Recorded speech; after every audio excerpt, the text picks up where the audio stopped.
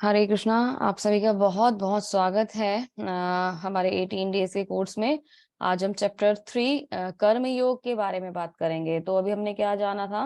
पिछला चैप्टर जो था हमारा वो था गीता का सारांश या गीता का सार। तो अभी हम भगवान ने हमें वहां पे बहुत सारे मतलब जो मिश्रित एक तरीके से सब्जेक्ट्स लिए थे कि वहाँ ज्ञान भी बताया था, कर्म भी बता दिया था और भक्ति भी थोड़ी सी बता दी थी। अभी क्या है कि भगवान ने स्पेसिफिकली कौन कौन से मतलब स्पेशल जो एक सेक्शन है उसके बारे में बात करेंगे। जैसे कर्म बताएंगे, ज्ञान बताएंगे, ध्यान बताएंगे। तो धीरे धीरे धीरे भगवत गीता बहुत स्पेसिफिक सब्जेक्ट के ऊपर हो जाएगी और फिर भगवान जो बेस्ट है उसमें से वो हमें बताएंगे। तो चलिए जानते हैं कर्म योग में भगवान ने कौन से रहस्य हमारे लिए छिपा रखे हैं। चलिए समझने की कोशिश करते हैं। हरे कृष्णा। तो मेरा एक प्रश्न है आप सभी लोगों से कि कर्म से आप समझते क्या है। कल मुझसे किसी ने पूछा भी था, तो पहले मैं जानना चाहती हूँ, क्या कोई बताना चाहता है कि कर्म क्या होता है? हरे कृष्णा, हैंड रेज कर सकते हैं।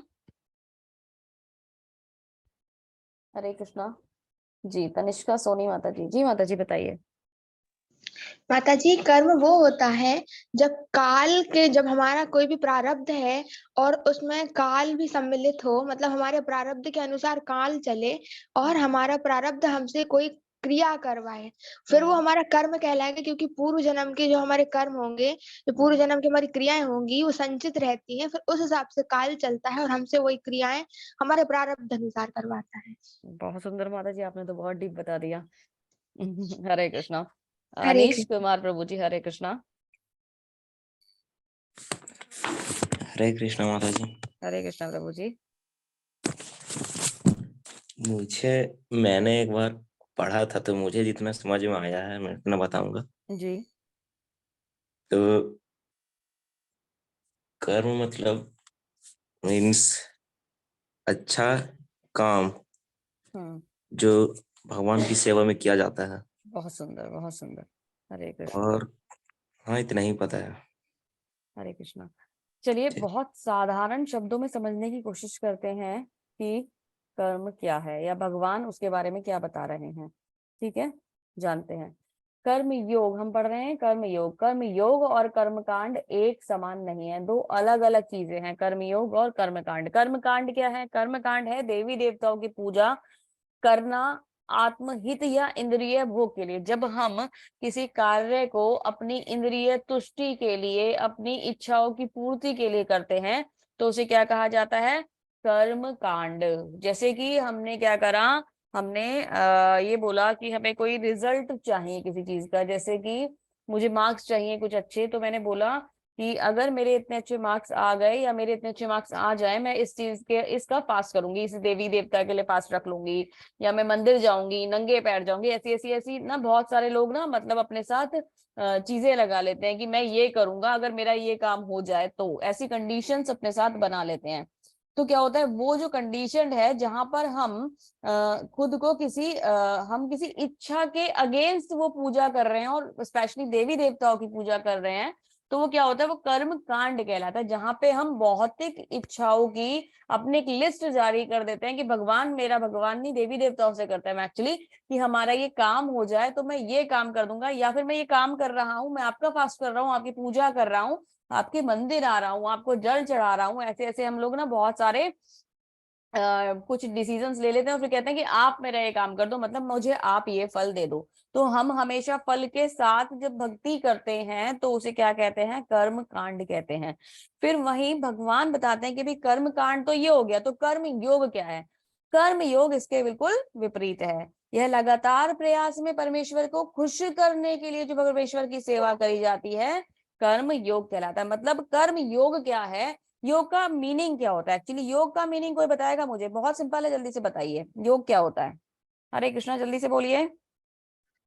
जोड़ होता है। हाँ, जोड़ होता है ना, कितना ही आसान है। योग का मतलब जोड़। तो जुड़ना किससे है? यहाँ हमें जुड़ना है यहाँ भगवान से। जब हम अपने किसी भी कार्य को भगवान के साथ जोड़ देते हैं, भगवान के साथ कनेक्ट कर देते हैं, तो वो कर्म योग बन जाता है। जहां हमने अपने किसी भी कार्य में से भगवान को हटाया, वो कर्म या कर्मकांड रह गया। तो जब हम अपनी इच्छाओं के लिए कार्य कर रहे हैं तो हम क्या हो गए? हम कर्म कांड में मत गए। और जब हम भगवान की संतुष्टि के लिए, भगवान की सेवा के लिए और भगवान की प्रसन्नता के लिए कार्य कर रहे हैं, तो क्या होगा, वो हो जाएगा कर्म योग। तो कितने साधारण शब्दों में भगवान ने कितनी आसानी से हमें समझा दिया कि कर्म में और कर्म योग में और कर्म कांड में या कर्म में क्या अंतर है। तो ऐसे ही धीरे धीरे आगे बढ़ते हैं और समझने का प्रयास करते हैं। देखिए, अब अर्जुन के प्रश्न तो जेन्युइन है ना, कि कोई टॉपिक होगा तो अर्जुन तो प्रश्न करेंगे, तभी तो भगवत गीता आगे चलेगी। तो अर्जुन प्रश्न पूछते हैं भगवान से, क्या कहते हैं। अर्जुन उवाचा जयायसी चेत कर्मणस्ते मता बुद्धि जनार्दन तात तात किम कर्माणि घोरे माम नियोजसी केशव। अर्जुन ने कहा, हे जनार्दन, हे केशव, यदि आप बुद्धि को सकाम कर्म से श्रेष्ठ समझते हैं, तो फिर आप मुझे इस घोर युद्ध में क्यों लगाना चाहते हैं। अर्जुन क्या कह रहा है, अर्जुन कह रहा है कि आपने तो कल मुझे बताया था कि इतने सारे स्ट्रीम्स हैं, भक्ति करो और थोड़ा सा ज्ञान भी दे दिया था आपने मुझे, है ना। तो अभी क्या कह रहे हैं कि अभी कह रहे हैं भगवान से कि आप अगर बुद्धि को सकाम कर्म से श्रेष्ठ समझते हैं, मतलब कि ज्ञान को कर्म से श्रेष्ठ समझते हैं या कर्म योग से श्रेष्ठ समझ रहे हैं, तो फिर आप मुझे यहाँ युद्ध में क्यों लगाना चाहते हैं, युद्ध के लिए मुझे आप क्यों मानना चाहते हैं। मतलब क्यों ना जाकर मैं तपस्या कर लूं और अपना इन सब चीजों से। एक्चुअली अर्जुन क्या कर रहा है, अर्जुन तो फिलहाल ना युद्ध ना करने के कुछ ना कुछ एक्सक्यूज ढूंढ रहा है, कुछ ना कुछ बहाने लगा रहा है। तो अर्जुन को तो पूरी तरीके से समझना है ना कि मैं युद्ध ही क्यों करूं। अर्जुन का कर्तव्य क्या है, युद्ध करना। और वो शुरू से ही वो ही नहीं करना चाहता, क्योंकि कभी वो मोह में फंस जाता है, कभी उसके पास कोई और एक्सक्यूज आ जाता है, कभी कोई और एक्सक्यूज आ जाता है। क्योंकि इन्हीं एक्सक्यूजेस की वजह से, इन्हीं क्वेश्चंस की वजह से ये भगवत गीता आगे तक जाती है और हमें सारे टॉपिक्स के ऊपर डिस्कस करके बताते हैं कि निचोड़ इसका क्या निकलेगा। तो अर्जुन का जेन्युइन प्रश्न है कि अगर बुद्धि श्रेष्ठ है और अगर ज्ञान श्रेष्ठ है, तो फिर मैं कर्म में क्यों बंधूं, जब कर्म से बंधन उत्पन्न होगा। आगे देखिए भगवान क्या कहेंगे, आगे वो क्या बोलते हैं। व्यायामी श्रवेण वाक्येन बुद्धि मोह्यसीव में तदेकं वद निश्चय ये श्रेयो अहम अप्यूनाम याम।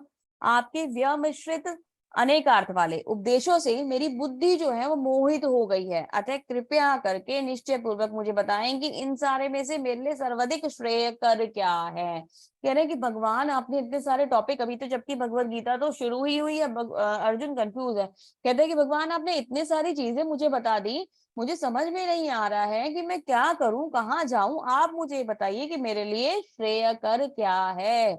तो अर्जुन का इंपॉर्टेंट पॉइंट क्या है यहाँ, अर्जुन यहाँ पे भगवान से एक तो कंफ्यूज है, वो तो कंफ्यूजन उनका चल ही रहा है, लेकिन क्या पूछ रहे हैं कि मेरे लिए श्रेय कर क्या है, यानी कि अर्जुन श्रेयस पूछ रहे हैं ना।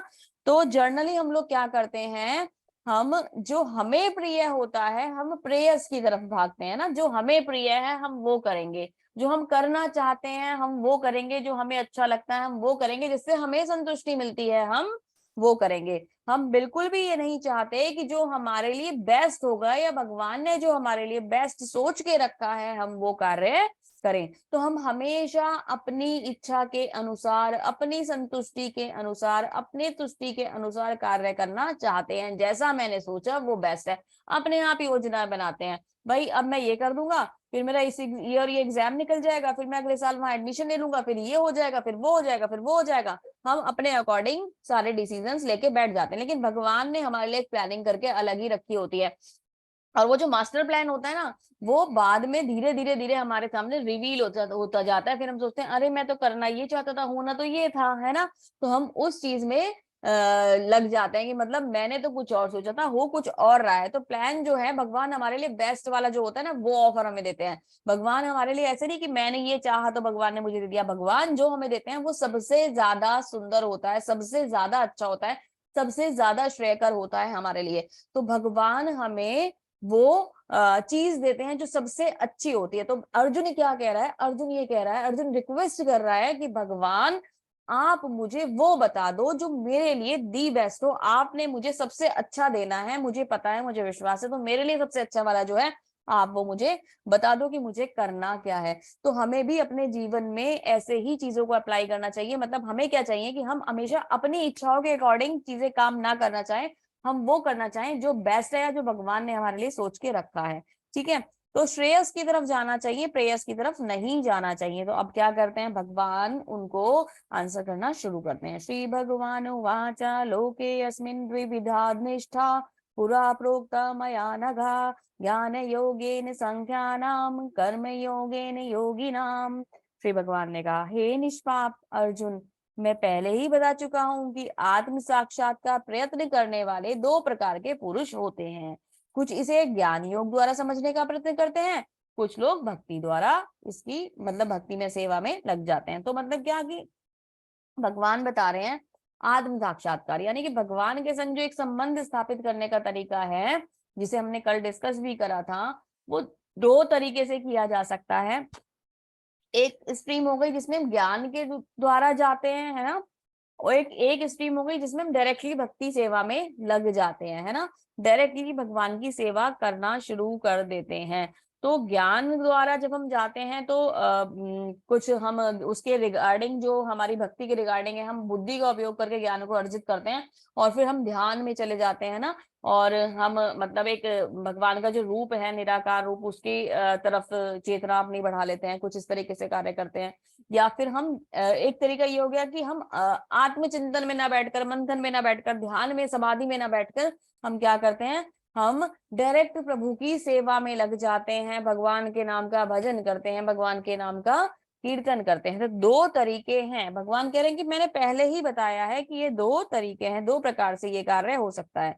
तो अभी अर्जुन क्या कह रहा है, अर्जुन ये कह रहा है एकम वदम, एक बात बता दो, कौन से रास्ते पे जाऊं, दिस वे और दैट वे, मुझे समझ में नहीं आ रहा है, आई एम टोटली कंफ्यूज, आप मुझे प्लीज बताइए कि मैं कहाँ जाऊं, मैं कंफ्यूज हो गया हूँ भगवान, अब मैं समझ ही नहीं पा रहा हूँ। अर्जुन क्यों नहीं समझ पा रहा है, अर्जुन के पास तो बहुत कैपेबिलिटी है, अर्जुन नहीं समझ पा रहे क्योंकि हम नहीं समझ पाते, हमारे लिए अर्जुन नहीं समझ पा रहे, वरना अर्जुन के पास तो, अर्जुन तो भगवान के शुद्ध भक्त हैं, ऐसा हो सकता है कि अर्जुन कोई बात ना समझ पाए, क्योंकि मैंने कल भी आपको बताया था भगवान ने उन्हें माया में डाला हुआ है, मोहित किया हुआ है। तो अर्जुन कह रहे हैं कि आप मुझे बता दो, मैं तो बिल्कुल समझ में नहीं आ रहा, मुझे तो बिल्कुल समझ में नहीं आ रहा मैं कहाँ जाऊं, मैं ज्ञान के मार्ग पर जाऊं या मैं भक्ति सेवा में लग जाऊं। तो अब भगवान उसे धीरे धीरे चीजों को बताएंगे। एक्चुअली अर्जुन क्या समझ रहा है, अर्जुन ये समझ रहा है कि मतलब अगर मैं ज्ञान के मार्ग पे जाऊंगा तो मतलब टोटली संन्यास लेकर और मतलब एक जगह स्थित होकर बैठ जाऊंगा और एकांत में जाकर भगवान के नाम का मतलब जो है स्मरण करके या समाधि लेकर मैं उस तरीके से कार्य करूंगा, जबकि ये बिल्कुल अपोजिट है, ऐसा बिल्कुल भी नहीं है। भौतिकवादी मनुष्य, प्रभुपाद जी तात्पर्य में बताते हैं, भौतिकवादी मनुष्य के हृदय को विमल करने के लिए जिन कर्मों का विधान किया गया है उनके द्वारा शुद्ध हुआ मनुष्य ही संन्यास ग्रहण कर सकता है। मतलब अर्जुन ये चाहता है कि मैं संन्यास ग्रहण कर लूं, और यह संन्यास की तो बात ही नहीं हो रही है। संन्यास का मतलब क्या हो गया, अर्जुन ये चाहता है कि मैं सारे जो कर्म हैं इनको छोड़कर एक तरफ जाकर बैठ जाऊं, भक्ति में लग जाऊं। तो वो अभी भी ना एक्सक्यूज ही ढूंढ रहा है कि मुझे युद्ध कैसे छोड़ना है, क्योंकि युद्ध करने की तो उसकी इच्छा वैसे भी नहीं है। बेशक उसने अपने 5 कारण बताए, भगवान ने उसे कारणों का सबका खंडन भी कर दिया, लेकिन वो तो अपने पॉइंट पे ही चल रहा है ना कि किसी ना किसी तरीके से मतलब मुझे बेस्ट चाहिए। तो उसमें भी वो चला, फिर भी अभी थोड़ा सा ना अपना माइंड रहा है कि मुझे किस तरीके से, मतलब एक तरीका ये है कि मैं सब कुछ छोड़ के समाधि में बैठ जाऊं, संन्यास में चला जाऊं, और एक तरीका ये है कि मैं भगवान के लिए कार्य करूं या भक्ति के लिए कार्य करूं। तो अभी क्या सोच रहा है, वो ये सोच रहा है कि संन्यास लेना बेहतर है, उसमें कोई कर्म ही नहीं होता। तो यहाँ प्रभुपाद जी बताते हैं भौतिकवादी मनुष्य के हृदय में को विमल करने के लिए जिन कर्मों का विधान किया गया है उनके द्वारा शुद्ध हुआ मनुष्य ही संन्यास ग्रहण कर सकता है। शुद्धि के बिना संन्यास ग्रहण करने से सफलता नहीं मिल पाती। हृदय की शुद्धि के बिना संन्यास सामाजिक व्यवस्था में उत्पात उत्पन्न करता है। दूसरी ओर यदि कोई नियमित कर्मों को ना करके भगवान की दिव्य सेवा करता है तो वह उस मार्ग से जो कुछ उन्नति करता है उसे भगवान स्वीकार कर लेते हैं। मतलब क्या कि वो ये समझ रहा है कि सब कुछ छोड़कर एक जगह बैठ जाना संन्यास है ना, सन्यासी को कोई भी कार्य नहीं करने पड़ते। उसके दिमाग में ना ये सारी बातें आ रही हैं। संन्यास एक व्यवस्था है, ऐसा हो सकता है, लेकिन यदि हृदय शुद्ध नहीं हुआ तो संन्यास जो होता है उसका रिजल्ट क्या होता है मैं आपको आगे बताऊंगी। फिलहाल अगर अर्जुन का ये डाउट है कि सन्यासी को कोई कर्म नहीं करने पड़ते, तो ये डाउट बिल्कुल गलत है।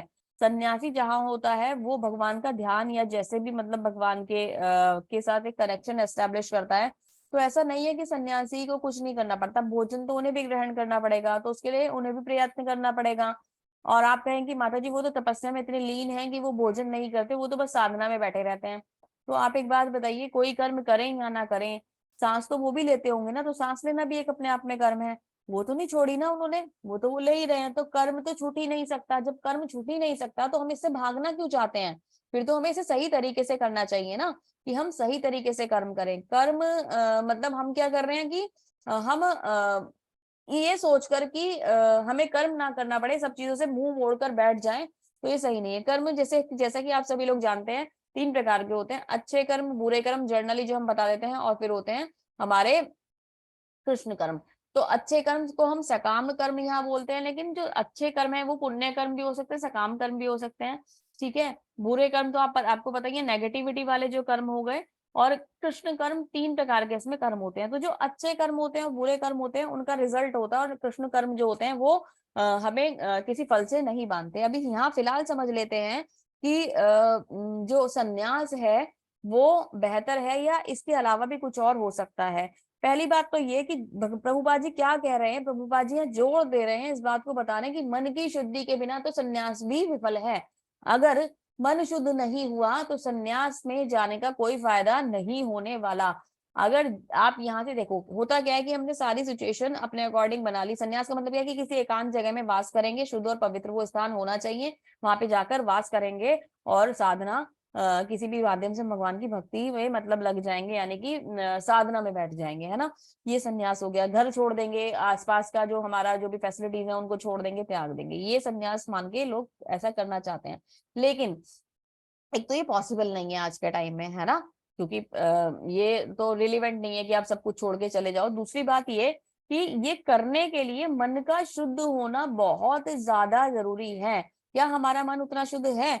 हमने अभी क्या करा, अभी मेरे पास ना, मैंने एक ऐसा एनवायरनमेंट अपने चारों तरफ क्रिएट कर लिया कि मेरे पास कोई फैसिलिटी ही नहीं है, ठीक है। मैं आई एम फैसिलिटी लेस, कुछ नहीं है मेरे पास। और अब मैं ये कह रहा हूँ, जैसे मेरे पास खाना ही नहीं है तो मैं खाऊंगा क्या? मैंने कह दिया कि आज तो मैं उपवास पर हूँ, है ना। तो खाना ही नहीं है तो उपवास तो ऑटोमेटिकली हो गया, तुमने थोड़ा ना उपवास रखा है। जिस समय खाना मिलेगा हम जबरदस्त तरीके से जाके उस खाने पे टूट पड़ेंगे कि भाई खाना खा लो, आज तो सुबह से कुछ खाया ही नहीं था।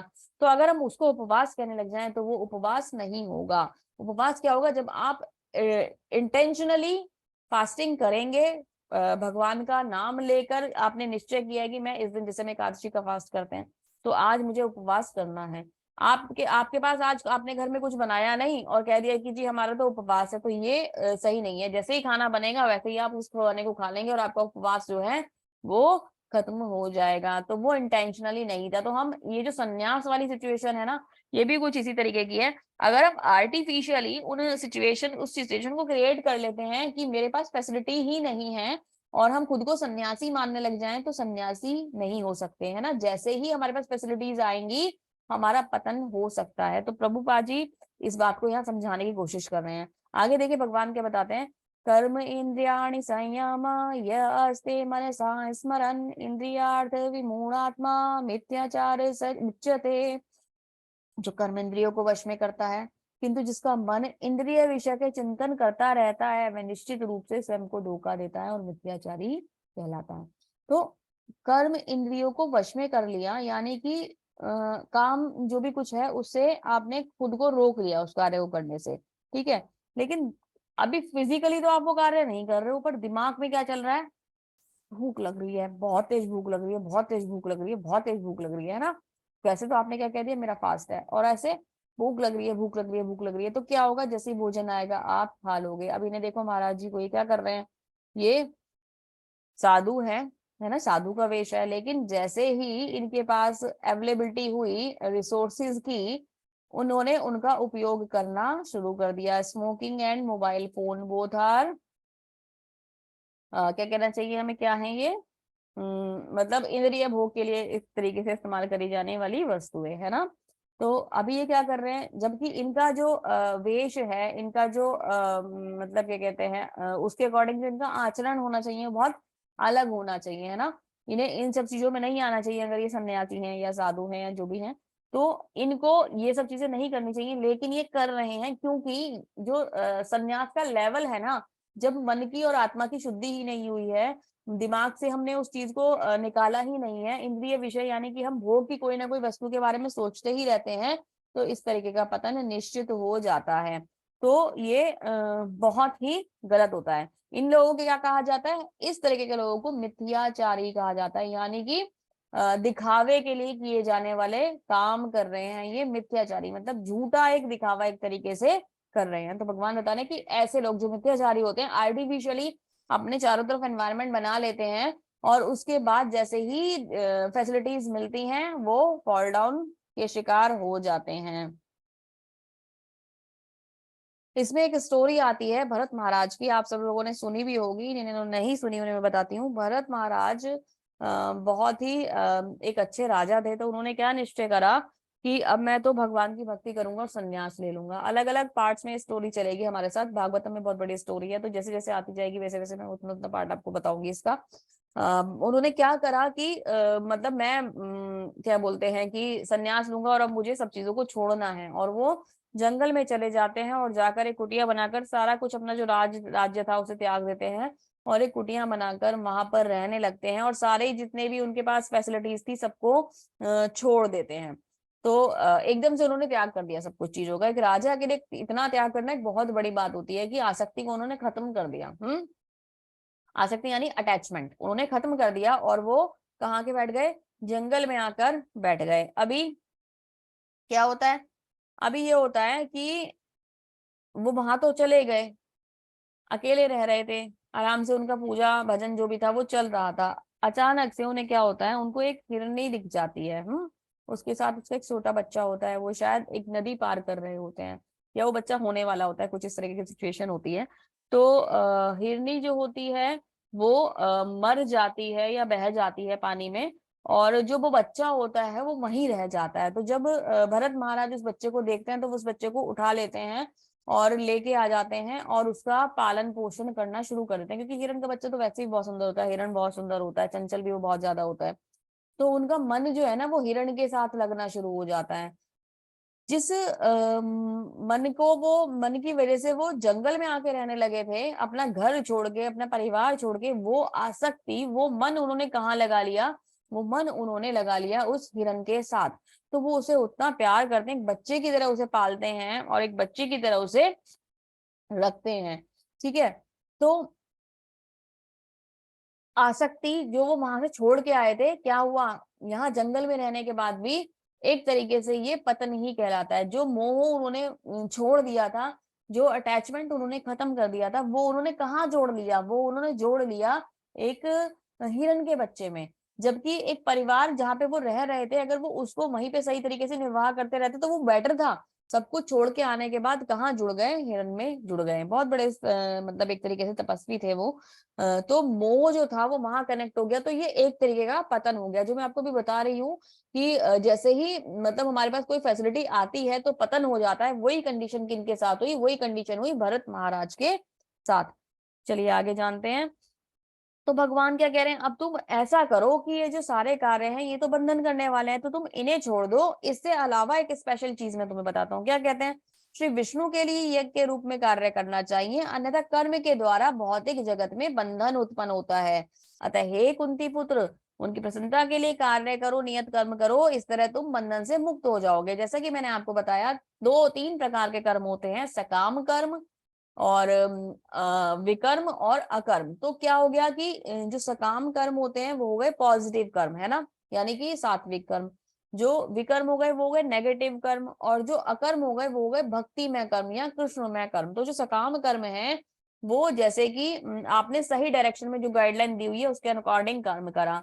विकर्म यानी कि जो नेगेटिव है, जैसे कि नो पार्किंग जोन में आपने अपनी गाड़ी पार्क कर दी जो करनी ही नहीं थी, तो आपको फाइन चार्ज हो जाएगा।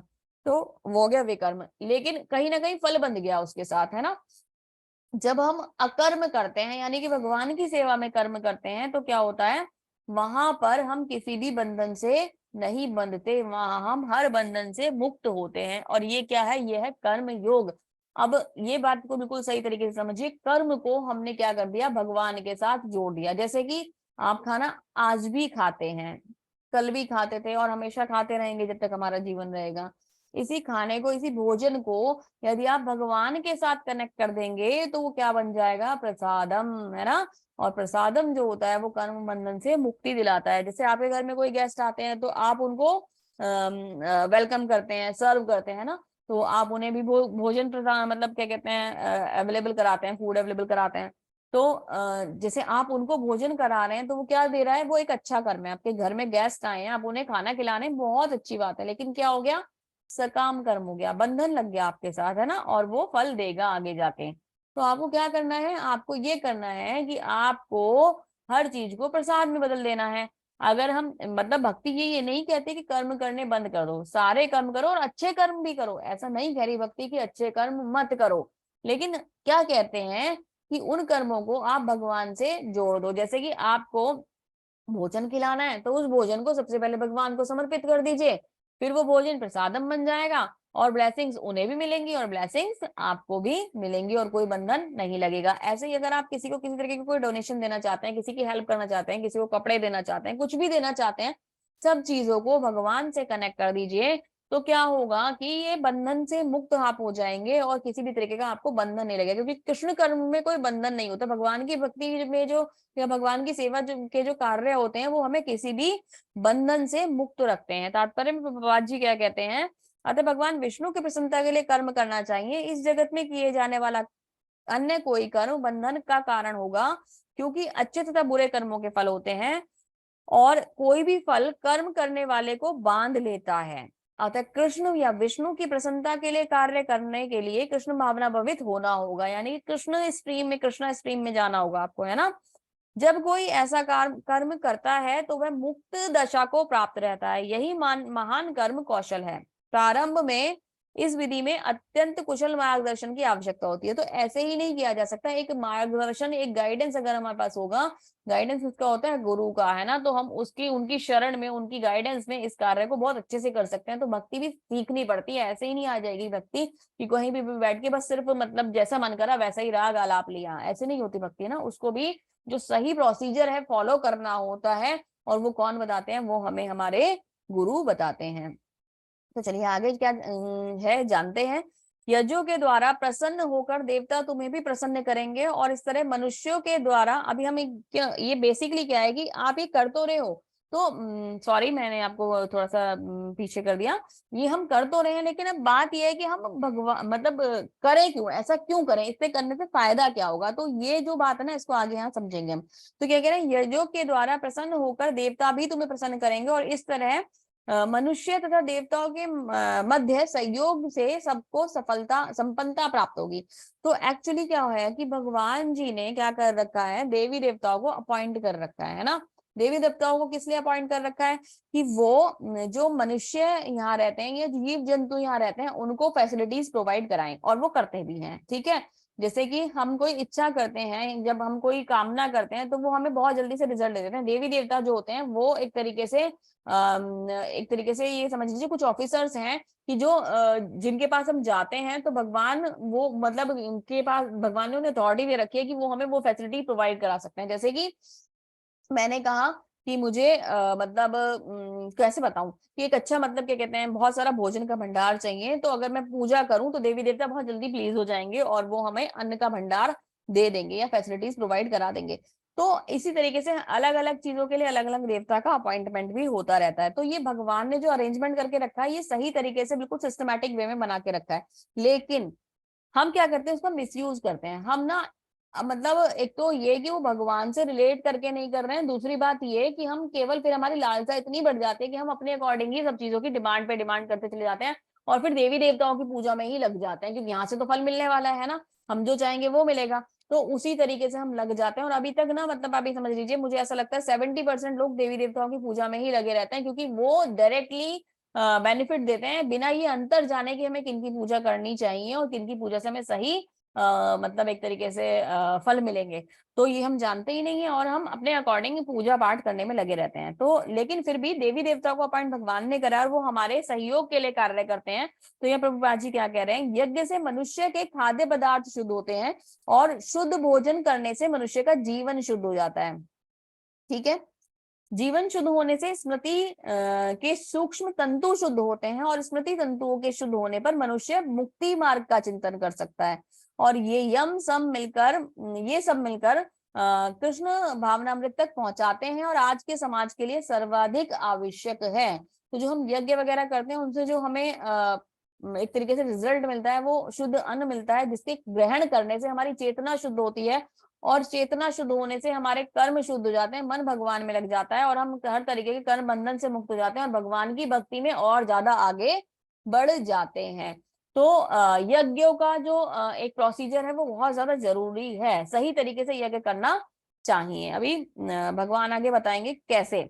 जीवन की विभिन्न आवश्यकताओं की पूर्ति करने वाले विभिन्न देवता यज्ञ संपन्न होने पर प्रसन्न होकर तुम्हारी सारी आवश्यकताओं की पूर्ति करेंगे। जो हमें चाहिए वो सब कुछ हमें देंगे, किंतु जो इन उपहारों को देवताओं को अर्पित किए बिना भोगता है वह निश्चित रूप से चोर है। तो हम क्या कर रहे हैं, अगर हमें देवी देवताओं ने कुछ दे दिया या भगवान ने हमें कुछ दे दिया, हमने उनसे ले लिया, ठीक है, हमने प्रैक्टिस करी कि मुझे ये चाहिए, हमने उसके लिए पूजा कर ली है ना, और वो हमें मिल गया, ठीक है। मिलने के बाद हमने क्या करा, लेके सारा खुद ही खा लिया। हमने उन्हें थैंक यू बोला ही नहीं, ग्रेटिट्यूड दिखाया ही नहीं, है ना, उनको मतलब हमने कृतज्ञता व्यक्त ही नहीं करी किसी भी तरीके से, और सिंपली उठा के और ऐसे ही खा लिया। कुछ लोग तो देखो बिना पूजा पाठ के भी खा लेते हैं ना, जैसे भोजन हमें मिल रहा है, अब आप बोलोगे माता जी केवल यज्ञ करने वालों को भोजन थोड़ा मिलता है, जो यज्ञ नहीं करते उनको भी भोजन मिल जाता है, तो भोजन उन्हें भी मिल जाता है, वो बड़े चोर हैं, है ना। हम तो छोटे चोर हैं जो भगवान को अर्पित करके नहीं खा रहे, जो बिना पूजा पाठ के खाते हैं वो बड़े वाले चोर हैं। तो वहां क्या कह रहे हैं भगवान की, ये बहुत गलत है ना।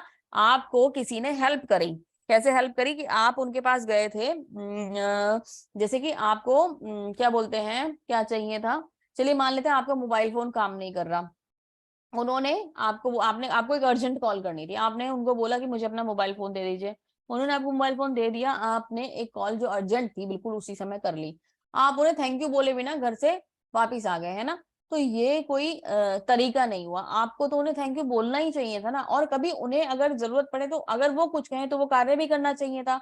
तो हमारा जो नेचर है, हम बहुत मतलब गलत तरीके से कार्य करते हैं, हम ये नहीं जानते कि हमें क्या करना है। आगे प्रभुपाद जी इस बारे में क्या बताते हैं, देवतागण भगवान विष्णु द्वारा भोग सामग्री प्रदान करने के लिए अधिकृत किए गए हैं। मैंने कहा था ना अपॉइंटेड ऑफिसर हैं, तो वो क्या कर रहे हैं, वो इसलिए हैं कि वो भोग सामग्री है ना, जो भी चाहिए, हम सब चीजों का भोग ही तो करते हैं ना, यहाँ पे बैठ के कुछ भी हो रहा है हम हर चीज का भोग करते हैं ना, तो वो सब कुछ, केवल फूड ही नहीं है, वो सब कुछ जो हमें चाहिए होता है वो सब देवी देवता प्रोवाइड कराते हैं। तो अन्य नित्य यज्ञों द्वारा उन्हें अवश्य संतुष्ट करना चाहिए, मतलब जो हमें फैसिलिटी दे रहे हैं उनके लिए, उनकी संतुष्टि के लिए हमें भी कार्य करना चाहिए। वेदों में विभिन्न देवताओं के लिए भिन्न भिन्न प्रकार के यज्ञों की संस्तुति है। तो जैसे जैसे देवता हमें जो जो चीजें प्रदान करते हैं उनके लिए अलग अलग प्रकार के यज्ञ किए जाते हैं, किंतु वे सब अंततः भगवान को ही अर्पित किए जाते हैं। मतलब जो हम देवी देवताओं को अर्पित कर रहे हैं वो एक्चुअली जाता भगवान के ही पास है। तो देवी देवता बीच में है तो सही ऑफिसर, लेकिन वो डायरेक्टली जाएगा कहाँ, वो पहुंचेगा भगवान के ही पास। जैसे कि एक तरीके से ये समझ लेते हैं कि जो एक स्कूल होता है वहां पे टीचर्स डायरेक्टली आपको पढ़ा रहे हैं, लेकिन जो स्कूल होल्ड हो रहा है, जो गाइडेंस में चल रहा है, वो किसके चल रहा है, वो प्रिंसिपल के गाइडेंस में चल रहा है। तो ये इसी तरीके का एक सिस्टम है कि देवी देवता या कोई भी ऑफिसर जो है वो अपॉइंट है, लेकिन पीछे एक हेड ऑफ द डिपार्टमेंट वहां रहता है या हेड ऑफ द ऑर्गेनाइजेशन रहता है जो उन सब चीजों को मैनेज कर रहा होता है। तो वो कौन है, वो भगवान है ना। और वो क्या कर रहे हैं, वो मतलब इन सब चीजों का डायरेक्टली इनडायरेक्टली उपयोग कर रहे हैं, ठीक है। तो भगवान को अर्पित किया जाता है, किंतु जो ये नहीं समझ सकता कि भगवान क्या है ना, उनके लिए देव यज्ञ का विधान है। जो भगवान को डायरेक्टली नहीं समझ पाता वो देव यज्ञ करता है, यानी कि देवी देवताओं को अर्पित। या तो हम डायरेक्टली भगवान की सेवा कर लें, अगर उनकी सेवा नहीं कर रहे तो फिर देव यज्ञ बताया गया है, ठीक है। अनुष्ठानकर्ता के भौतिक गुणों के अनुसार वेदों में विभिन्न प्रकार के यज्ञ हैं और विभिन्न देवताओं की पूजा भी उसी आधार पर अर्थात गुणों के अनुसार करी जाती है। तो जैसा गुण वैसी पूजा होती है, कैसे होती है वो अलग अलग आगे चैप्टर्स आएंगे, उसमें हम बहुत अच्छी तरह से आपको डिस्क्राइब करेंगे। तो या तो ये होता है कि हम डायरेक्टली भगवान की सेवा कर लें, वरना देवी देवताओं की सेवा में लग जाते हैं। तो ये एक बहुत अच्छी तरीके से यहाँ पे प्रभुपाद जी ने और भगवान श्री कृष्ण ने हमें समझाया। तो अभी हमें करने से लाभ क्या होगा ये भी जानना बहुत ज्यादा जरूरी है। यज्ञ शिष्टा शिन संतो मय उच्यते सर्व किल विषय भजन्ते ते त्वघं पापा ये पच्यन्त या आत्मकरणात् भगवान के भक्त सभी प्रकार के पापों से मुक्त हो जाते हैं, क्योंकि वे यज्ञ में अर्पित किए हुए भोजन प्रसाद ही खाते हैं। अन्य लोग अपनी इंद्रिय सुख के लिए भोजन बनाते हैं, वे निश्चित रूप से पाप खाते हैं।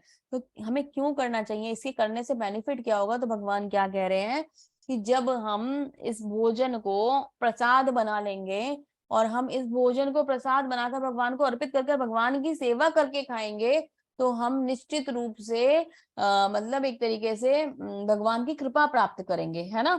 और जब हम भगवान को थैंक यू नहीं बोलेंगे और उनका दिया हुआ सामान हम एक तरीके से यूज कर लेंगे, चोरी की तरीके से यूज कर लेंगे, तो हम क्या, हम एक तो कर्म बंधन में बंध गए, भगवान को थैंक यू भी नहीं बोला, तो चोरी का मतलब तो पाप हो गया ना, है ना। तो हम पाप कर्म में बंध जाएंगे।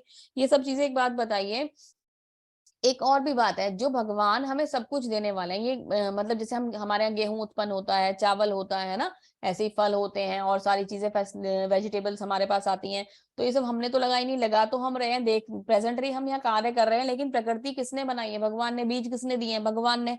तो सब कुछ, धरती किसकी है? भगवान की। आकाश भगवान का, सूर्य भगवान का, पानी भगवान का, सब कुछ तो भगवान ने हमें दे दिया।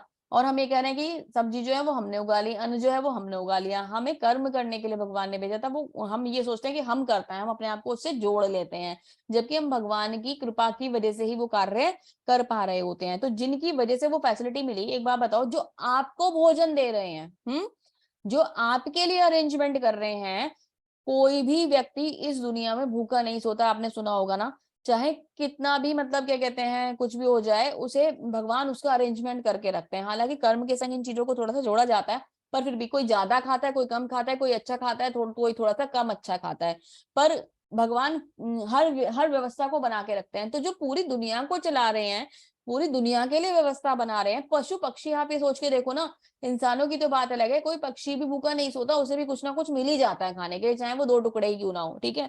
तो जब उनको सब कुछ मिल जाता है, वो सब कुछ उनके लिए अरेंजमेंट होता है, तो वो भगवान को आपसे कुछ चाहिए होगा, वो चाहते हैं कि आप लाओगे तो वो खाना खाएंगे, आप खिलाओगे तो उनका पेट भरेगा। ऐसा नहीं है। भगवान को क्या चाहिए होता है? भगवान को हमारा भाव चाहिए होता है, भगवान को हमारा हृदय चाहिए होता है, भगवान को हमारा मन चाहिए होता है ना, भगवान को हमारा प्रेम चाहिए होता है, भगवान को भोजन नहीं चाहिए होता। भगवान तो बस ये चाहते हैं कि हम उनसे जाकर जुड़ जाएं, उनसे जाकर मिल जाएं, उनके संग वो जो भूला हुआ संबंध है उसे फिर से स्थापित कर लें, उनको अपने साथ फिर से जोड़ लें। जो छोड़कर हम आए ना, कल हम डिस्कस कर रहे थे, जो छोड़कर हम आए हैं क्योंकि हमने इच्छाएं करी थी, उस संबंध को हम फिर से भगवान से जोड़ लें। तो भगवान को कुछ नहीं चाहिए, भगवान को केवल और केवल हमारा प्रेम चाहिए। तो उसके लिए भगवान कहते हैं कि आप मुझे भोग लगाइए। आप भोग लगाओगे तो क्या होगा? एक एक्टिविटी में एंगेज हो जाओगे, और उससे क्या होगा? आपके संग जो मेरा पुराना खोया हुआ भूला हुआ संबंध है वो धीरे धीरे एस्टेब्लिश होना शुरू हो जाएगा। तो भगवान ये बोल रहे हैं। अभी आप ये बताइए कि हम मतलब अलग अलग तरीके के कर्म होते हैं, तो भगवान यहाँ छोटी छोटी स्टेप से शुरू करने की चीजें बता रहे हैं। तो हम जैसे अगर हम भोग लगाएंगे, अर्पित करेंगे, तो भगवान, और एक इंपॉर्टेंट बात आपको बता दूं, भगवान किसी के भी हाथ का भोजन स्वीकार नहीं करते। भगवान पता है, भगवान केवल अपने भक्त के हाथ से भोजन स्वीकार करते हैं, भगवान केवल अपने भक्त को ही प्रसाद देते हैं। अन्यथा जो लोग भी मतलब बिल्कुल फीलिंग लेस, जो मतलब एक तरीके से भोग भगवान को लगा देते हैं कि फॉर्मेलिटी है, ड्यूटी है, पूरी करनी है, कर देते हैं, उसको भगवान स्वीकार नहीं करते। जो भगवान का भक्त नहीं होता, जिसके हृदय में भगवान के लिए प्रेम नहीं होता, भगवान उसे स्वीकार ही नहीं करते हैं। तो ये बहुत ही मतलब विस्तृत वर्णन है, धीरे धीरे से समझेंगे जैसे जैसे भगवत गीता आगे बढ़ती जाएगी। सारे प्राणी अन्न पर आश्रित हैं। जो वर्षा से उत्पन्न होता है, वर्षा यज्ञ संपन्न करने से होती है, और यज्ञ नियत कर्मों से उत्पन्न होता है। तो क्योंकि फैसिलिटी सारी भगवान दे रहे हैं, हम तो कुछ नहीं कर सकते, हम तो केवल यहाँ पे वो एक्शंस कर रहे हैं जिनके लिए बिल्कुल एक सेट प्लेटफॉर्म हमें दिया गया है। तो सब कुछ अरेंज कौन करा रहा है? सब कुछ तो भगवान ही अरेंज करा रहे हैं। मतलब कि वर्षा भगवान दे रहे हैं, सब चीजें भगवान दे रहे हैं, है ना। हम कुछ नहीं कर रहे, हम बस एक सेट ऑफ एक्शन को प्ले कर रहे हैं ना, कि ये कार्य करना है, हमारे पास एक लिस्ट है, इस कार्य को करना है, तो हम वो कार्य कर रहे हैं। अरेंजमेंट सारे भगवान ने हमें करके दिए हुए हैं, ठीक है। तात्पर्य में प्रभुपाद जी बताते हैं, परमेश्वर जो यज्ञ पुरुष अथवा समस्त यज्ञों के भोक्ता कहलाते हैं, सभी देवताओं के स्वामी हैं, और जिस प्रकार शरीर के अंग पूरे शरीर की सेवा करते हैं, उसी तरह देवता भी उनकी सेवा करते हैं। इंद्र, चंद्र तथा वरुण देवता भगवान के द्वारा नियुक्त अधिकारी हैं जो सांसारिक कार्यों की देख रेख करते हैं। वे सारे वेद इन देवताओं को प्रसन्न करने के लिए यज्ञ का निर्देशन करते हैं, जिससे वे अन्न उत्पादन के लिए प्रचुर वायु, प्रकाश तथा जल प्रदान कर सके। इन देवताओं की संतुष्टि क्यों करी जाती? ताकि वो हमें सारी फैसिलिटी दे सकें, सारा एनवायरनमेंट अच्छे से बना सकें। इस समय अप्रैल में बहुत ज्यादा, मार्च में भी लास्ट में बहुत ज्यादा बारिश चल रही थी, आपको पता होगा, जबकि वो बारिश वाला सीजन नहीं था। आपको पता है बहुत सारी फसलें खराब हो गई। तो मतलब ये सब क्या है, जब हम सृष्टि में ना कुछ गड़बड़ चल रही है ना, जब कुछ ना कुछ जो ये एनवायरनमेंट है डिस्टर्ब हो रहा है ना, तो ये सब किसने करा? ये हमने ही डिस्टर्ब करा है ना। जो नेचर था उसका जो एक तरीके से बिहेवियर है वो बिल्कुल चेंज हो गया। कभी गर्मी बहुत ज्यादा हो जाती है, कभी बहुत गर्मी, कभी सर्दी बहुत ज्यादा हो जाती है, तो कभी बरसात बहुत ज्यादा हो जाती है। तो भगवान ने जो सिस्टम बनाया था उसको हम डिस्टर्ब कर रहे हैं कहीं ना कहीं। लेकिन वो जो फैसिलिटीज हैं बारिश की, धूप की, ये सब कौन प्रदान करता है? ये सब देवी देवता प्रदान करते हैं। तो हमें उनकी संतुष्टि के लिए कार्य करना चाहिए, इससे वे अन्न उत्पादन के लिए वायु, प्रकाश और जल प्रदान करेंगे। जब कृष्ण की पूजा की जाती है तो उनके अंग स्वरूप देवता, इंपॉर्टेंट है, उनके अंग स्वरूप देवता भी स्वतः पूजा हो जाती है। अतः देवताओं की अलग से पूजा करने की कोई आवश्यकता नहीं है। इसी हेतु कृष्ण भावना वेद भगवत भक्त सर्वप्रथम कृष्ण को भोजन अर्पित करते हैं और तब खाते हैं। ये ऐसी विधि है जिससे शरीर का आध्यात्मिक पोषण होता है। भोजन खाने से क्या होता है? भोजन खाने से हम अपने शरीर को पोषण देते हैं, क्योंकि वो हमें एनर्जी देता है और हमारी बॉडी एक्टिवली काम करती है। वो मतलब एक तरीके से ग्रो भी होती है और मतलब क्या कहते हैं, कार्यों में भी लगी रहती है। लेकिन जब हम भोजन देते हैं तो हमारा शरीर को ग्रोथ मिलती है ना, हमारा शरीर एनर्जेटिक होता है, हमारी बॉडी बहुत अच्छी तरीके से चलती है। लेकिन जब हम प्रसादम ग्रहण करते हैं तो हम ना शरीर और आत्मा दोनों को कनेक्ट कर देते हैं। ये दोनों की कनेक्टिविटी का कार्य करता है, शरीर को पोषण भी देता है और आत्मा को संतुष्टि भी देता है। तो प्रसादम का बहुत बड़ा महत्व है। और इंपॉर्टेंट बात यहाँ क्या बताई गई है कि जब हम भगवान को प्रसाद अर्पित करते हैं ना, प्रसाद तो देवी देवताओं के साथ भी बन सकता है, लेकिन आप यहाँ क्या कहा जा रहा है?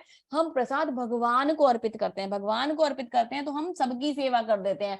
फिर हमें, अब इतने सारे देवी देवता हैं, उन सबकी अलग अलग सेवा तो कर ही नहीं जा सकती। कोई हमें जल दे रहा है, कोई हमें फल दे रहा है, कोई हमें प्रकाश दे रहा है, कोई हमें वायु दे रहा है, तो सबकी पूजा तो करी नहीं जा सकती। तो क्या कहा जा रहा है कि आप एक काम करो, आप भगवान श्री कृष्ण की पूजा कर लो। भगवान श्री कृष्ण संतुष्ट हो गए तो सब उन्हीं में समाहित हैं, सब उन्हीं से जुड़े हुए हैं, सब उन्हीं से आए हुए हैं, तो वो सब जो है संतुष्ट हो जाएंगे। जैसे कि हमने पेड़ की जड़ में पानी डाल दिया, तो जब जड़ में पानी डालोगे तो पत्तियां, फूल, फल जो भी कुछ है उन सबको पानी पहुंच जाएगा। ऐसा तो होगा नहीं कि एक पत्ती को जाके पानी डालोगे, वो तो पॉसिबल नहीं है ना। तो क्या करो, सीधे सीधे जड़ में पानी डाल दो।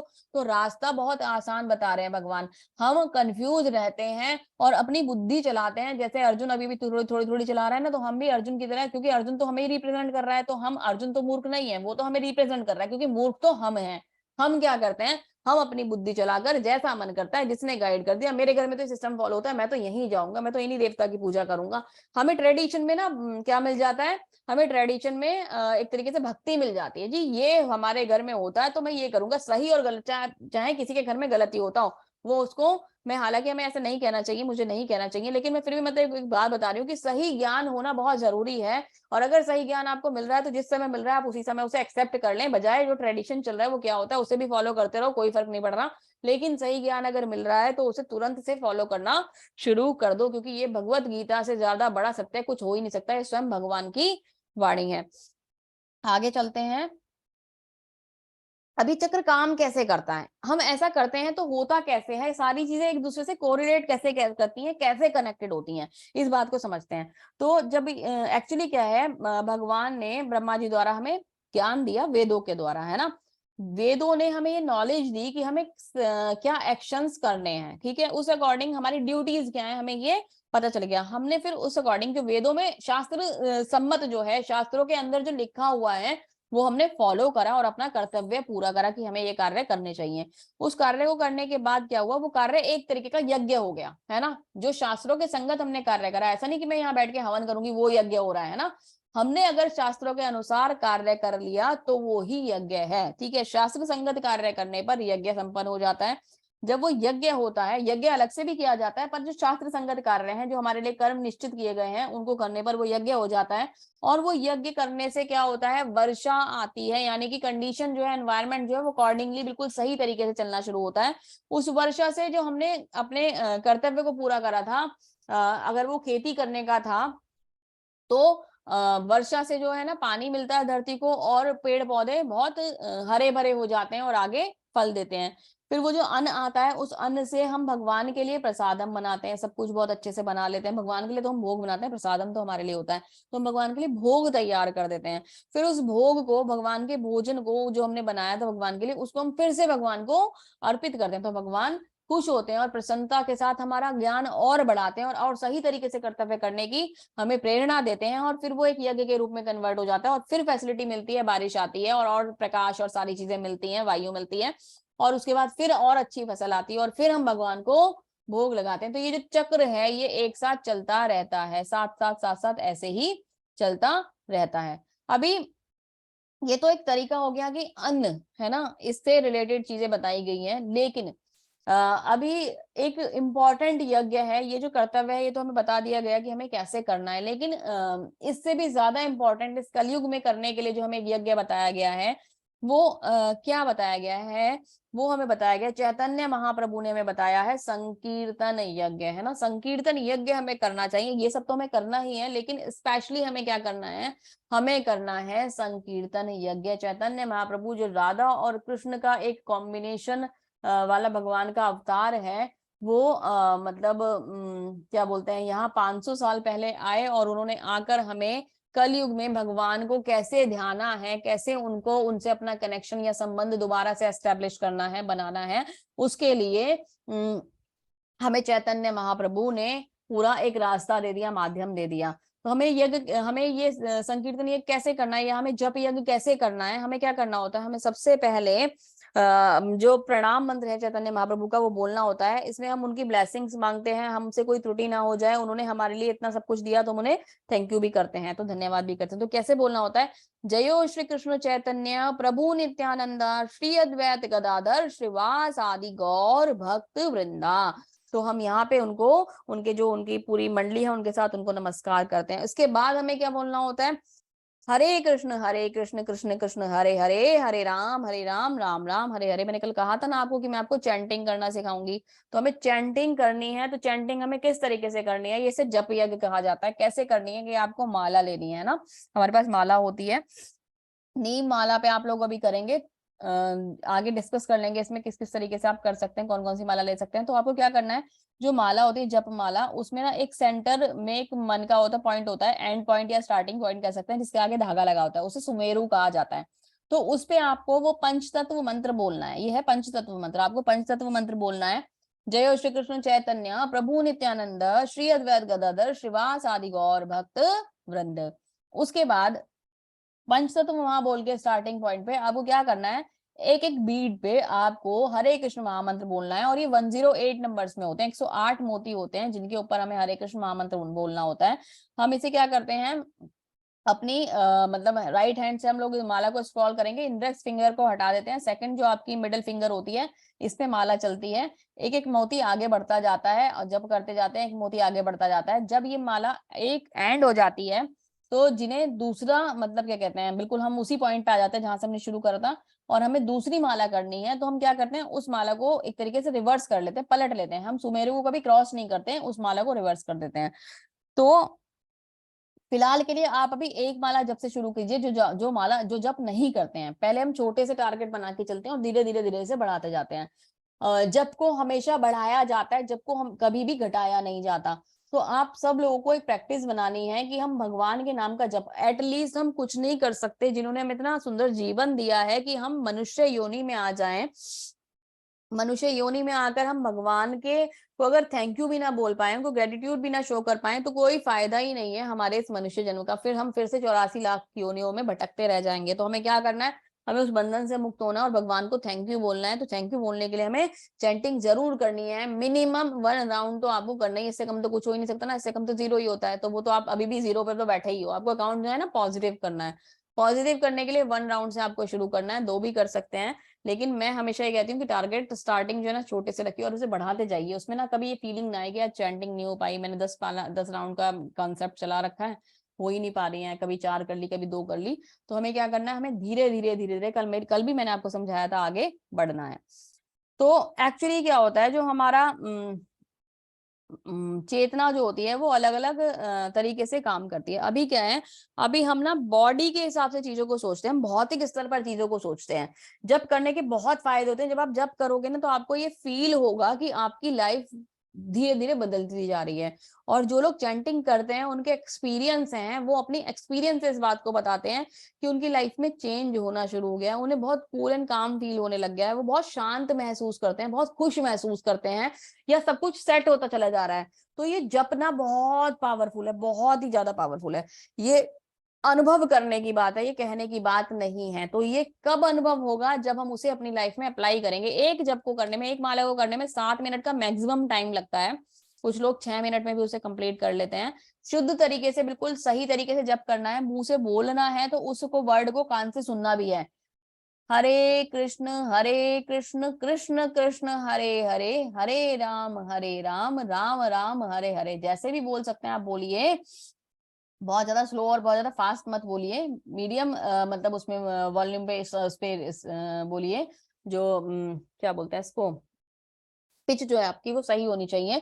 तो उसमें क्या करना है आपको कि जो बोलना है वो सुनना है। बोलते प्रभु राज्य में क्या बताते हैं कि श्रवणम भी साथ साथ करना है। जब करने से बोलने का कार्य तो कर ही रहे हो, श्रवणम की विधि भी आपके साथ साथ चल रही है। तो ये नवदा भक्ति के 2 स्टेप्स आपके साथ साथ हो जाएंगे। लेकिन इसमें क्या होगा, इसमें बेनिफिट आपको ये मिलेगा कि आप जो बोल रहे हो ना उसे साथ में सुन रहे हो, तो वहां गलती होने का चांस कम हो जाएगा। कई बार क्या होता है, शुरू में ना हम सोचते तो ये है कि हम बहुत इजी मंत्र है, महामंत्र है ये, हम इसे आराम से जप कर लेंगे, लेकिन बोलते बोलते ना कई बार मिस्टेक हो जाती है, स्लिप ऑफ टंग हो जाता है, हम बोलना कुछ चाहता है, निकल कुछ और जाता है।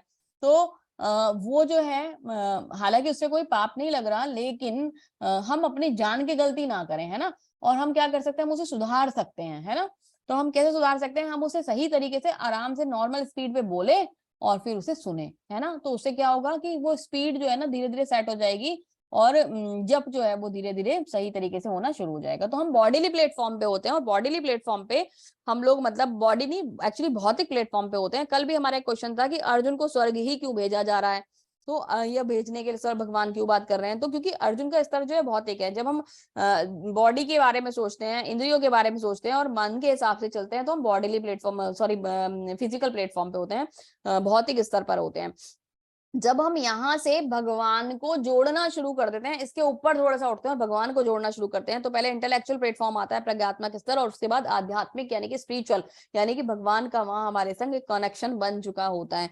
तो जैसे जैसे हम अपनी चेतना का विकास करेंगे, वैसे वैसे ही हम भगवान के साथ कनेक्ट होते जाएंगे। जब तक इस भौतिक शरीर के हिसाब से चलेंगे तो जो संबंध है वो नहीं बन पाएगा। हमें भगवान से अगर संबंध स्थापित करना है तो इस प्लेटफॉर्म को क्रॉस करके, इससे ऊपर उठकर इंटेलेक्चुअल प्लेटफॉर्म पर, प्रज्ञात्मक स्तर पर आना होगा। इसके आगे जानते हैं भगवान ने हमारे लिए क्या छिपा रखा है। यामिमां पुष्पितां वाचं प्रवदन्त विपश्चित वेदवादारता पार्था नान्यस्तदीति वादिनी। अल्प ज्ञानी मनुष्य वेदों में के उन अलंकारिक शब्दों के प्रति अत्यधिक आसक्त रहते हैं, जो स्वर्ग की प्राप्ति, अच्छे कर्म तथा शक्ति आदि के लिए विविध सकाम कर्म की संतुष्टि करते हैं। तो मतलब क्या कि स्वर्ग की प्राप्ति की, जैसे हमने कल बात करी थी, जो अल्प ज्ञानी, जिनकी बुद्धि नहीं होती ना, वो स्वर्ग जाने की बात करते हैं ना, या अच्छे फल पुण्य कर्म अर्जित करने की बात करते हैं। उससे होगा क्या, कुछ नहीं होगा, हमें बंधन मिलेगा। हमारा जो शरीर है ये इंद्रियों के द्वारा भगाया जाता है ना। इंद्रियों, यहाँ ये जो है ना बॉडी को एक तरीके से रिप्रेजेंट कर रहा है ये चैरियट। तो इसमें जो घोड़े हैं ये जो है, ये किस लिए हैं, ये हमारी इंद्रियों को दर्शाते हैं। इंद्रिया हमें भगाने का कार्य करती है ना। अभी ये खाना है, अभी सोना है, अभी मूवी देखनी है, अभी यहाँ जाना है, अभी फ्रेंड से बातें करनी है, अभी ये करना है, अभी वो करना है, हम भागते रहते हैं ना। हमारे जो इंद्रिया है हमें कहीं ना कहीं खींच के रखती हैं। इंद्रियों के पीछे एक लगाम है जिसे मन बना रखा है, लेकिन वो जो मन है वो तो इंद्रियों के अकॉर्डिंग चलता है। जहां जिस डायरेक्शन में घोड़ा भाग रहा है ना, वहीं वहीं वहीं वहीं वहीं वो जाता रहता है। तो मन जो है ना, जैसा मेरी इच्छा हुई वैसा ही मेरा मन घूमना शुरू हो गया। अब भाई आज तो पिज्जा खाना है, चाहे कुछ भी हो जाए, तो पिज्जा खाना ही है, चाहे फिर कुछ भी हो जाए, फिर हम वहां जाके पिज्जा खा ही लेते हैं। तो ये क्या हो गया, ये हो गया कि हम इंद्रियों के अकॉर्डिंग घूम रहे हैं। हमारा मन हमारे वश में नहीं है, हमारी इंद्रियों के वश में है। ठीक है, उसके ऊपर भगवान ने हमें बुद्धि दे रखी है। बुद्धि तो भ्रष्ट ही हो चुकी है। अगर भ्रष्ट नहीं होती तो हम भाग थोड़ा ना रहे होते। हम तो वो कर रहे हैं जो हमें करना है। डजेंट मैटर कि कल को एग्जाम है या भगवान को भोग नहीं, वो बात हम फील ही नहीं करना चाहते कि भगवान जो खाएंगे हम वही, हमें वही खाना चाहिए, या भगवान का प्रसाद ही हमें खाना चाहिए। वो तो हम फील ही नहीं कर रहे। हम तो अपनी इंद्रिय संतुष्टि के लिए कार्य कर रहे हैं। तो बुद्धि तो भ्रष्ट ही हो गई है ना। उसके पीछे बैठी आत्मा, आत्मा बेचारी क्या करे, आत्मा के पास तो कोई सोल्यूशन ही नहीं है। जो तुम कर रहे हो वो देख रही है आत्मा, है ना। तो आत्मा तो बस इतना ही कार्य कर रही है, क्योंकि आत्मा तो पोषित होती है तुम्हारे सही कर्मों से, और वो तुम करना ही नहीं चाहते हो। तो हमारा शरीर जो है वो हमें भगाता है इन घोड़ों की तरह, और हम उसके पीछे पीछे भागते रहते हैं। तो हमें इसे कंट्रोल करना आना चाहिए। जिसने इसे कंट्रोल कर लिया वो बिल्कुल बैलेंस लाइफ जी पाता है। तो आगे चलते हैं। अतः कर्म फल में आसक्त हुए बिना मनुष्य को अपना कर्तव्य समझकर निरंतर कर्म करते रहना चाहिए, क्योंकि अनासक्त होकर कर्म करने से परब्रह्म की प्राप्ति होती है। जब हम आसक्ति छोड़ देते हैं, अटैचमेंट छोड़ देते हैं, इच्छाएं छोड़ देते हैं, हम अपने अकॉर्डिंग कार्य नहीं करते, जैसा हमें बताया जा रहा है, जो धर्म के अनुसार है, जो भगवान के अकॉर्डिंग है, जो हमारे गुरुजन हमें बता रहे हैं, जो सही है, भगवान से जुड़ा हुआ है, भगवान से कनेक्शन एस्टेब्लिश कराने वाला है, जब हम वो वाला कार्य करते हैं तो हम भगवान के साथ अपना संबंध फिर से स्थापित कर लेते हैं, जो बहुत जन्म जन्मों से छोड़ रखा था। यद्यदाचरति श्रेष्ठस्त देवेतरो जनः स यत् प्रमाणम कुरुते लोकस्तद अनुवर्तते। महापुरुष जो आचरण करते हैं, सामान्य व्यक्ति उसी का अनुसरण करते हैं। वह अपने अनुसरणीय कार्यों के आदर्श प्रस्तुत करता है और संपूर्ण विश्व उसका अनुसरण करता है। तो कुछ लोग लीडर्स क्वालिटी वाले होते हैं ना, कि जैसा वो करेंगे बाकी लोग वही फॉलो करते हैं। तो जो मनुष्य है जनरली वो, आजकल का तो ट्रेंड खैर अलग है, मैं बताऊंगी आपको, लेकिन इन जनरल हम 3 चीजों को सबसे ज्यादा फॉलो करते हैं, है ना। 3 चीजों में 3 जो श्रेष्ठ व्यक्ति हैं हमारे जीवन के, उन्हें सबसे ज्यादा फॉलो करते हैं। वो कौन कौन है? सबसे पहले हमारे माता पिता। जो बच्चा होता है वो अपने माता पिता से सबसे ज्यादा सीखता है, तो वो हमारे लिए एक तरीके के लीडर होते हैं, है ना। उसके बाद हमारे जो होते हैं गुरुजन होते हैं। ठीक है, तो गुरुजनों से भी हम बहुत ज्यादा सीखते हैं। ठीक है, और भगवान तो है ही हमारे पास बताने के लिए। कुछ मित्रजन भी हमारे साथ होते हैं जिनको हम फॉलो करना शुरू कर देते हैं। तो ऐसे या संबंधी जो होते हैं उनको भी हम फॉलो करते हैं, जो हमारे आसपास हम देखते हैं जिन्हें। तो एक्चुअली क्या होता है, जब एक बच्चा बड़ा हो रहा होता है ना, तो जो वो मतलब जब वो ग्रो कर रहा होता है, तो उसके चारों तरफ ये लोग होते हैं जिन्हें वो फॉलो करना शुरू कर देता है। तो अगर माता पिता या गुरु गलत तरीके का आचरण करेंगे तो होगा क्या, होगा ये कि वो भी गलत आचरण में आ जाएगा, और फिर ये ट्रेडिशन बन जाएगा कि उन्होंने गलत करा था, हमने गलत ही फॉलो कर लिया और गलत ही हम करते चले जा रहे हैं। वहीं अगर माता पिता का आचरण सही होगा, गुरु का आचरण सही होगा, वो सही लीड कर रहे होंगे, तो जो बच्चे हैं या जो आगे की जनरेशन है वो सही संस्कारों के साथ आएगी। अगर एक्चुअली बच्चों का गलत फॉलो करने से क्या हो गया कि वहां तो उनका परिवार ही खराब हुआ या बच्चे के अंदर ही गलत संस्कार आए, पर आप ये समझिए वो तो पूरी इस समाज की तो पूरी जनरेशन ही खराब हो गई ना। उनको जो एक अच्छा संस्कारी व्यक्ति मिल सकता था, उसने उस जनरेशन को ही खराब कर दिया। वो खुद खराब हो गया, 4 लोगों को और जाके खराब कर देगा, गलत कार्य कर देगा, गलत कार्यों में इंडल्ज हो जाएगा। तो जनरेशन पे इफेक्ट आ गया पूरी की पूरी। तो ये बहुत ही गलत है। लीडर को बहुत ध्यान से अपना कार्य करना चाहिए, क्योंकि उसके पीछे उसके फॉलोवर्स हैं। आजकल फैन फॉलोइंग का बहुत बड़ा कॉन्सेप्ट है, जितने ज्यादा फॉलोअर्स उतना ज्यादा बेनिफिट, ये वाला कॉन्सेप्ट चल रहा है। तो कुछ लोग क्या करते हैं, कुछ लोग इन्हें फॉलो ना करके माता पिता को, या मतलब ये तो एक अलग बात हो गई, लोग जो एक्टर्स हैं, है ना, उनको फॉलो करना शुरू कर देते हैं। पॉलिटिशियंस हैं उनको फॉलो करना शुरू कर देते हैं। उसमें से कुछ लोग सही हैं जो सही तरीके से चल रहे हैं, लेकिन कुछ लोग केवल शो बिजनेस के अकॉर्डिंग ही काम करते हैं। तो अब हमें ये देखना चाहिए कि कौन ये फालतू का दिखावा कर रहा है और कौन सही तरीके से कार्य कर रहा है। तो अपना जो लीडर चुने वो ऐसे चुने कि उसका जो प्रभाव हम पर हो वो सकारात्मक तरीके से पड़े, नकारात्मक तरीके से बिल्कुल भी ना पड़े। तो अगर फॉलो करना है तो कृष्ण को करिए, उनसे बड़ा कोई नहीं है अगर फॉलो करना ही है तो लीडर के अंदर सही क्वालिटीज होनी चाहिए। अभी हम क्या सोचते हैं, जीवात्मा अहंकार के प्रभाव से मोहग्रस्त होकर अपने आप को समस्त कर्मों का कर्ता मान बैठता है। हम सोचते हैं कि हम कार्य कर रहे हैं, जबकि वास्तव में वे प्रकृति के 3 गुणों द्वारा संपन्न किया जाता है। हम कुछ कर नहीं रहे होते, हम ये सोचते हैं कि मैंने ये करा, मैंने वो करा।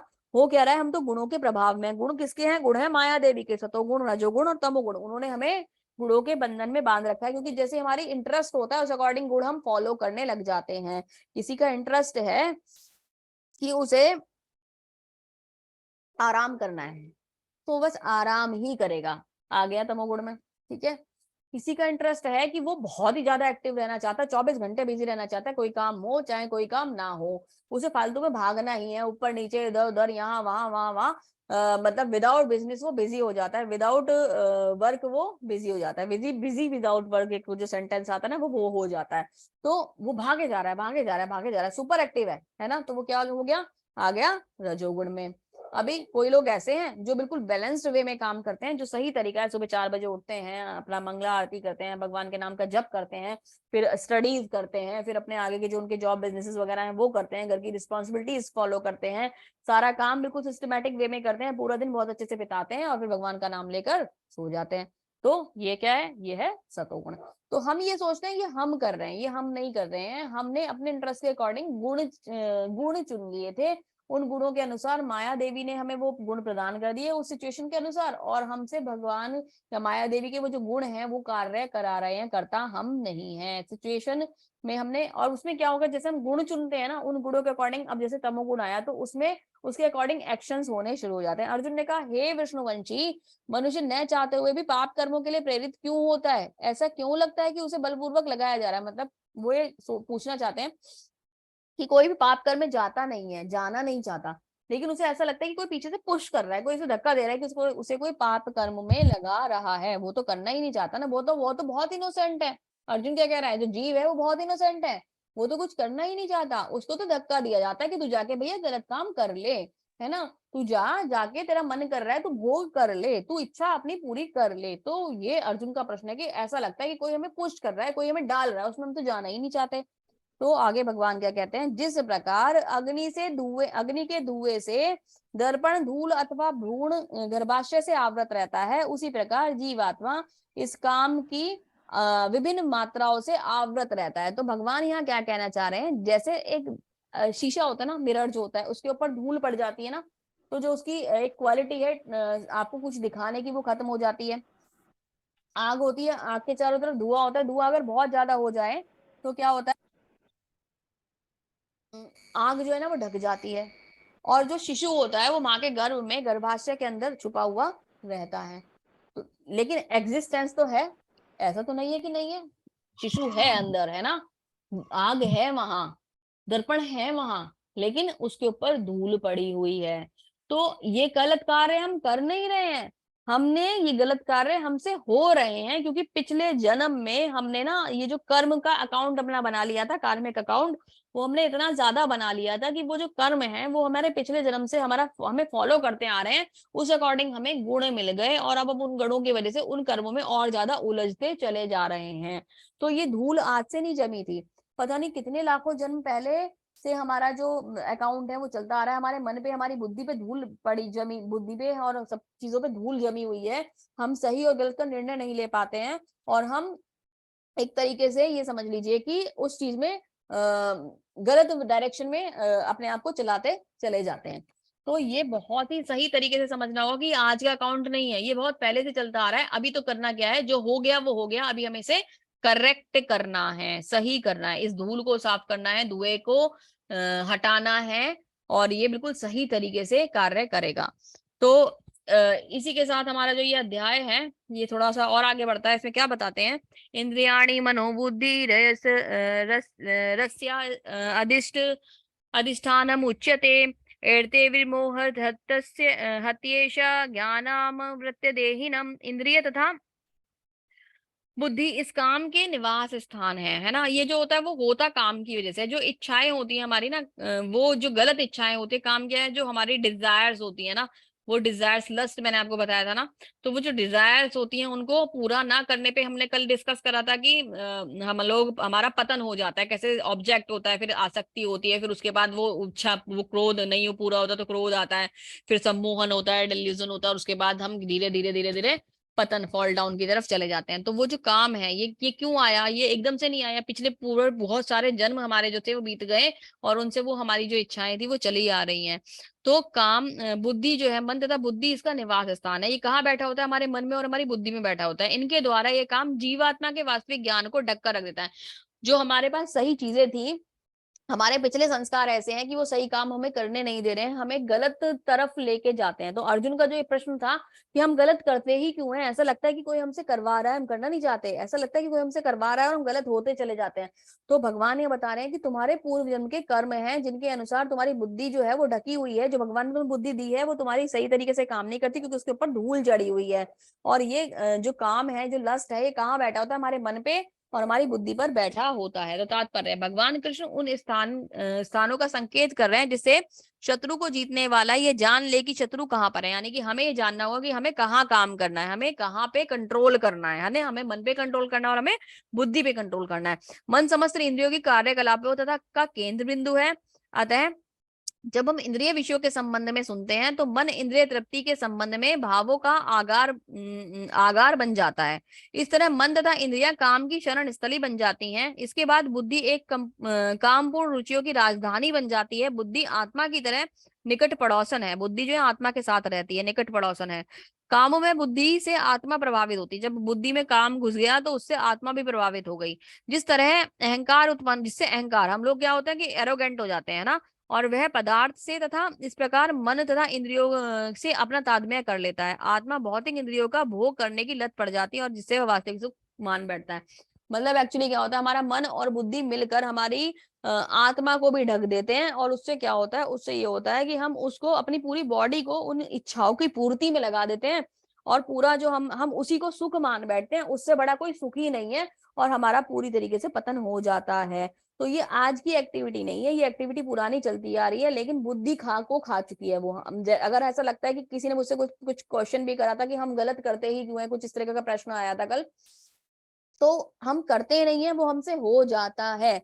अभी क्या करना होगा, क्योंकि फिर भी अभी थोड़ी सी जीवित बुद्धि है कि भगवत गीता का पाठ कर रहे हैं, थोड़ा सा कुछ बचा है यहाँ पे, है ना, समझने की इसे प्रयास कर रहे हैं, कोशिश कर रहे हैं, तो सफल तभी होगा जब इसको आत्मसात कर लें, और अभी तक जो करा वो करा, अब इससे निकलने की कोशिश करें। तो हमें ये करना चाहिए कि अपनी बुद्धि का सही उपयोग करना चाहिए और आसक्ति से ऊपर उठ जाना चाहिए। इसलिए हे भरत वंशियों में श्रेष्ठ अर्जुन, प्रारंभ में ही इंद्रियों को वश में करके इस पाप का महान प्रतीक काम, यानी काम जो लस्ट है, जो पाप का महान प्रतीक है, इसका दमन कर देना चाहिए, और ज्ञान तथा के आत्म साक्षात्कार के इस विनाशकर्ता का वध कर देना चाहिए। ज्ञान और आत्म साक्षात्कार के विनाश करता है ना, ये हमें जब काम हमारे अंदर आसक्त, मतलब हायर स्टेज पे पहुंच जाता है, तो जो हमारी ज्ञान है उसे खा जाता है, बुद्धि को खा जाता है, और भगवान के संग हमारा जो संबंध है उसे स्थापित नहीं होने देता है, क्योंकि भोग की इच्छा ही मन से नहीं जाती है।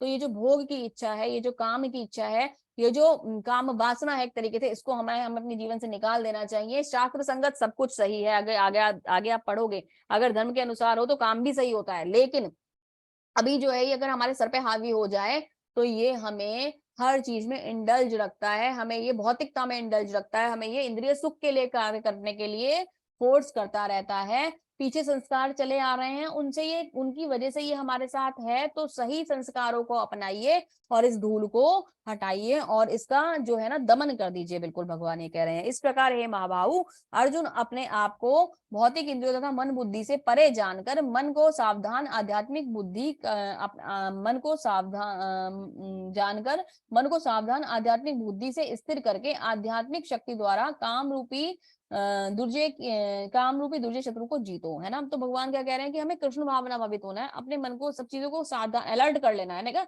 एक अलर्ट मैसेज भेज देना है अपने दिमाग में कि भैया ये कुछ गड़बड़ चल रही है। जैसे ही कुछ दिखे ना, कुछ ऐसा लगे कि मनिया भागना चाहता है, no no no no no no no no no no, है ना, वो वाला एक साइन भेज दो माइंड को कि भाई ये गलत है, मुझे तो अपने संस्कार खराब नहीं करने। दिखता है मतलब ये सृष्टि है, सब कुछ है ना यहाँ, तो सब कुछ यहाँ हमें यहाँ पे ना एक तरीके से डाइवर्ट करने के लिए बहुत सारी फैसिलिटी एक्टिविटीज हैं, जैसे ही माइंड डाइवर्ट होने की कोशिश करे ना, जैसे ही जाने की कोशिश करे, आपको क्या करना है, उसे पकड़ के कंट्रोल कर लेना। नहीं, कृष्णा ने मना करा है, आप उसे वहीं रोक लीजिए, ठीक है। फिर क्या होगा, हम धीरे धीरे उस पर विजय प्राप्त कर लेंगे। आगे प्रभुपाद जी इस चैप्टर को समराइज करते हैं, बहुत ही सुंदर और बहुत ही अच्छा चैप्टर था। भगवत गीता का ये 3य अध्याय निष्कर्षतः मनुष्य को निर्देशित करता है कि वह निर्विशेष शून्यवाद को चरम लक्ष्य न मानकर अपने आप को भगवान का शाश्वत सेवक समझे। मतलब खुद को तुम भगवान का सेवक बना लो, इसलिए बार बार कहा जा रहा है कि भगवान की सेवा करो, कृष्ण भावनामृत में प्रवृत्त हो जाओ, ठीक है। भौतिक जीवन में मनुष्य को काम तथा प्रकृति पर प्रभुत्व पाने की बहुत इच्छा रहती है, प्रभावित होता है वो उससे। प्रभुत्व तथा इंद्रिय तृप्ति की इच्छाएं बद्ध जीव की परम शत्रु हैं। जब हम होल्ड करना चाहते हैं, हम अपने आप को ना, हम सब चीज को ना, मतलब एक तरीके से समझ लीजिए कि उसको इसके स्वामी बनना चाहते हैं, कि हम ही मतलब उसे करता है, ये मानना चाहते हैं, तो वो हमारा सबसे बड़ा शत्रु है। किंतु कृष्ण भावनामृत में शक्ति से नियत जो कर्म होते हैं को बंद करने की आवश्यकता नहीं है, अभी तो धीरे धीरे कृष्ण भावना में विकसित करके भौतिक इंद्रियों तथा मन से प्रभावित हुए बिना अपने शुद्ध स्वरूप के प्रति लक्षित स्थिर बुद्धि से दिव्य स्थिति को प्राप्त हुआ जा सकता है। यही इस अध्याय का सारांश है। सांसारिक जीवन की परिपक्व अवस्था को में दार्शनिक चिंतन तथा यौगिक आसनों का अभ्यास से, इंद्रियों को वश में करने से, कृत्रिम प्रयासों से आध्यात्मिक जीवन को प्राप्त करने में सहायता नहीं मिलती है, और श्रेष्ठ बुद्धि द्वारा कृष्ण भावनामृत में प्रशिक्षित हुआ जा सकता है। मतलब बेसिकली प्रभुपाद जी क्या कहना चाह रहे हैं कि ऐसा तो नहीं हो सकता कि सब कुछ एक साथ ही छूट जाए या बंद हो जाए और हम बहुत परम पवित्र हो जाएं, ये नहीं हो सकता। हमें क्या करना है, हमें सब चीजों से मन को हटाने की बजाय हमें ये करना है, हमें धीरे धीरे धीरे ना मन को भगवान से लगाना है, बुद्धि को भगवान से लगाना है। तो क्या होगा, तो ये होगा, जो गलत होने वाला था वो रुक जाएगा, क्योंकि हमारा माइंड बिजी है, हमारी इंटेलिजेंस बिजी है, हमारी इंद्रियां बिजी हैं, किसमें बिजी है, भगवान की सेवा में। जब वो फ्री ही नहीं है, जब हमने छोड़ ही नहीं रखा आजाद कि तुम जाओ जहां मर्जी जाके क्या कहते हैं फैसिलिटीज अवेल करो, जब हम उन्होंने छोड़ ही नहीं रखा हमने उन्हें, तो हम क्या कर रहे हैं, हम उन्हें एंगेज करके रखे हैं। तो जब वो खाली ही नहीं है तो वो इधर उधर भागेंगे नहीं, खाली दिमाग शैतान का घर। अगर वो खाली होगा ही नहीं तो वो आराम से भगवान की भक्ति में लगेगा, तो ये चीजें ऑटोमेटिकली कलेक्ट हो जाएंगी। प्रभुपाद जी कह रहे हैं कि आपको फोर्स नहीं करना, आपको खुद को ना रस्सियों से बांध के नहीं बैठना, नहीं नहीं नहीं नहीं मैं घर के बाहर निकलूंगा तो मैं आसक्त हो जाऊंगा, मैं मतलब मेरा जो मोह है किसी चीज में आ जाएगा, मैं इंद्रिय सुख के लिए भागना शुरू कर दूंगा, मुझे पिज्जा खाने का मन कर जाएगा। आपको ये नहीं करना है। आपको क्या करना है, आपको अपने आप को रस्सी से नहीं बांधना है, आपको खुद बैठ जाना है, शांति से अपने दिमाग को भगवान की सेवा में लगाना है, जैसा कि आप अभी कर रहे हैं। आपको वो करना है ना, आपको भगवान के बारे में चिंतन करना है, भगवान की सेवा में मन को समर्पित करना है, और धीरे धीरे धीरे धीरे जब बहुत बड़ी विधि है, सही तरीके से जब हम जप करते हैं तो हमारा मन अंदर से शुद्ध होना शुरू हो जाता है, और जो पीछे के बहुत पुराने पुराने पुराने संस्कार चले आ रहे हैं ना, वो सारे संस्कार खत्म हो जाते हैं। भगवान श्री कृष्ण हम पे कृपा करते हैं। इसी के साथ हमारा ये अध्याय यहीं समाप्त होता है। आप सभी का बहुत बहुत धन्यवाद। श्रीला प्रभुपाद की जय। हरे कृष्णा। हरे कृष्णा माता जी। हरे कृष्णा माता जी। हरे कृष्णा।